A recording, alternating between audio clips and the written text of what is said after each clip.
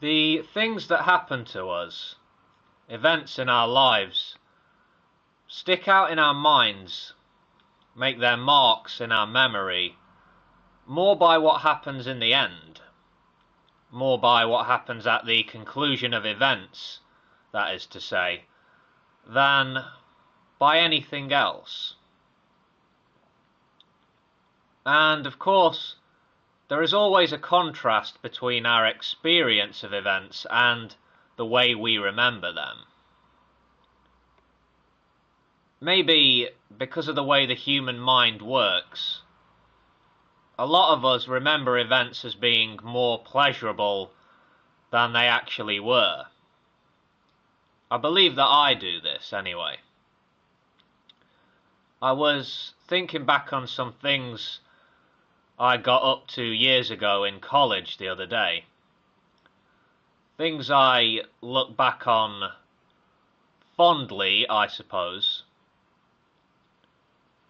I can't help but think that over time, my mind has smoothed out the rough edges, and I'm left with an overall recollection of events that is a lot more positive than the actual experiences were. You know, when you're in the moment, you are aware of the objective features of the situation, shall we say. Yeah. For the life of me, I can't accurately remember what was going through my mind when I did this or that. And it's kind of frustrating.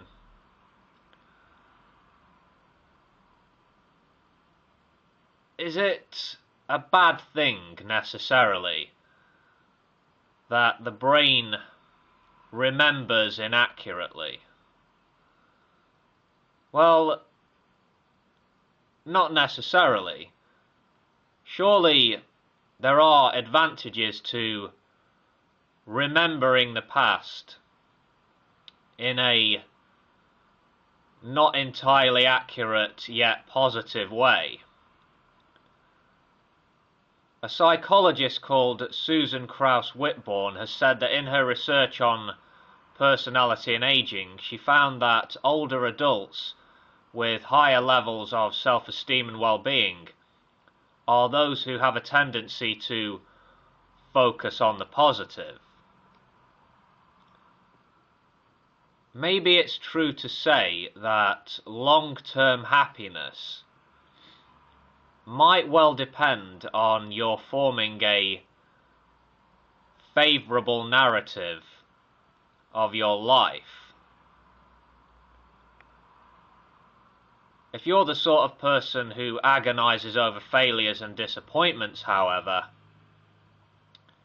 well, you might be running the risk of experiencing depression, chronic depression even, later on down the line. Something to think about.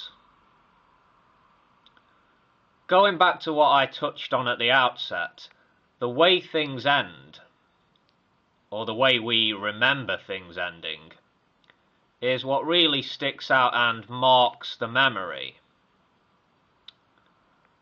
Well, if happiness is something you highly value, as most people do, then surely what you should be doing is trying to think of ways to achieve happy endings in whatever situation you find yourself in.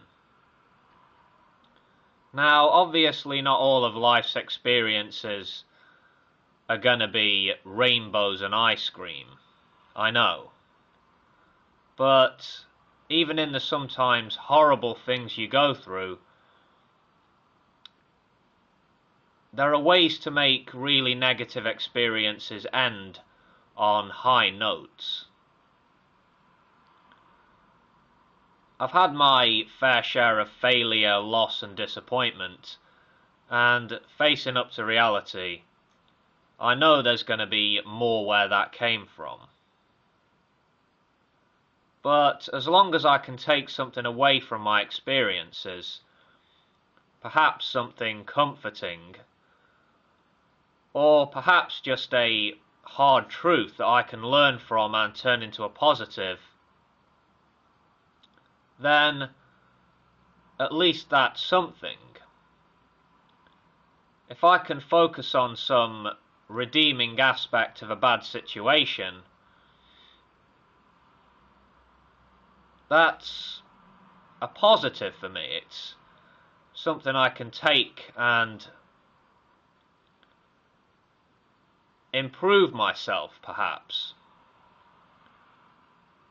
or move into the next situation with a little more knowledge, you know?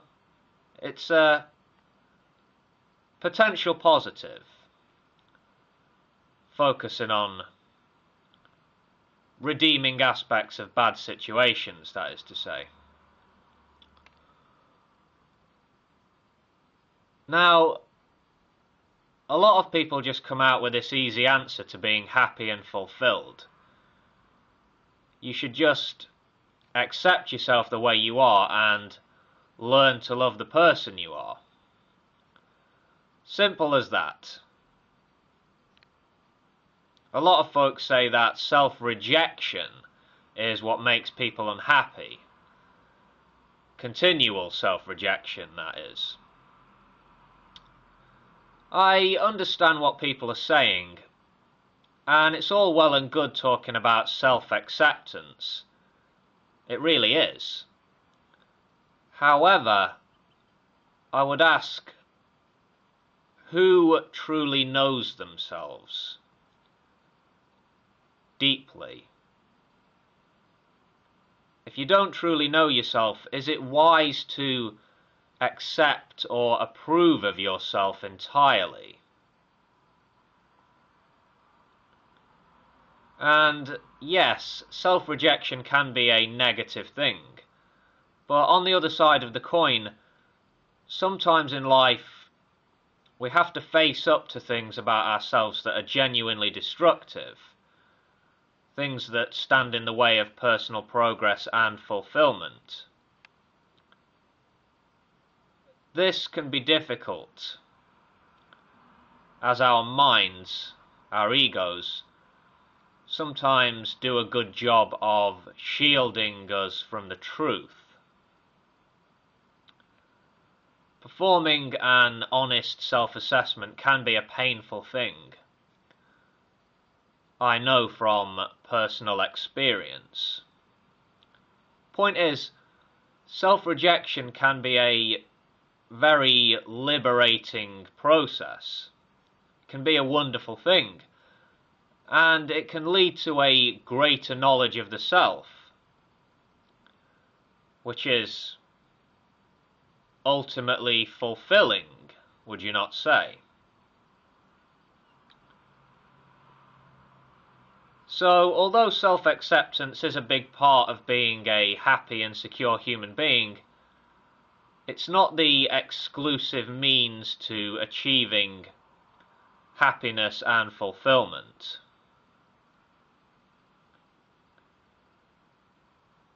Anyway, see you next time, folks. Take care of yourselves.